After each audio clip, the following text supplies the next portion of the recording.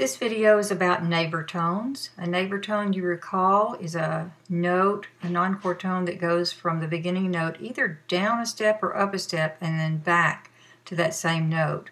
It is stepwise, and it's just a step below or a step above the given tone, the chord tone. It can be found in any voice part and most any musical texture, and they can fall on the beat or between the beats, unaccented or accented. And your analysis is just going to be in. It doesn't need to show that distinction of whether it's accented or not. They can go up or they can go down. Let's look at some in this excerpt in D minor.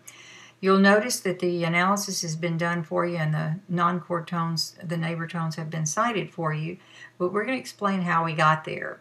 This chord is DFA, this chord is DFA. They're both a one chord, and C sharp is quite dissonant to DFA.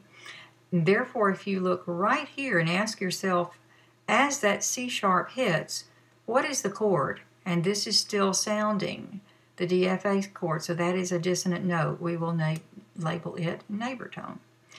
And let's look down here at the next two beats. On beats 3 and 4, we basically have a 5 chord, A, C sharp, another A, and an E. There's a clear 5 chord right there. The B flat comes in between these two chords, and B flat is quite dissonant with the 5 chord because it's only a half step above A, so we will label that down by the bass note. It's a little less clear on this beat because we have A, D, A, and E, and if you had just looked at that without the D being cited, you might ask yourself, is it DFA because we have two A's and a D? Or is it A, C sharp, E because we have two A's and an E? You have to look at the whole beat and think which one is dissonant. We just got off of an A major chord, and if you look right here, watch my cursor go to here, you see the chord itself. The D is on the beat, and that's dissonant. This is A, C sharp, and the E, and another A there. So this is the dissonant note right there. And we're going to label it close to the tenor line, just put the N somewhere close to it, like that. When you look at the last measure, the alto goes F, G, F, and it looks like a neighbor tone, that G does. And the tenor goes A, B flat, A, and that B flat looks like a neighbor tone too. Could you have quarter note neighbor tones by chance? You could. And could you have a double neighbor tone twice in two different voices at once? You could, except that that's not what this is here.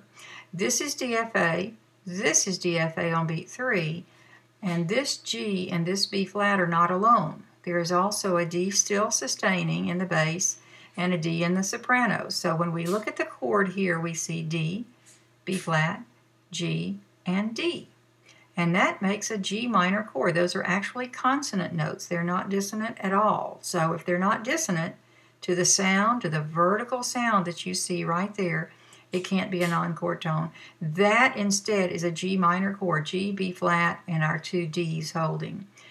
D is the 5th, so it makes it a 4-6-4 chord. And now that you know all about 6-4 chords, you can say what kind of 6-4 chord that is.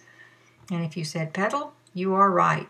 So there you have this example with 3 neighbor tones in it, and one that might be misleading you might first think is are neighbor tones, but they're not. Let's listen to it, and that will be our illustration of neighbor tones.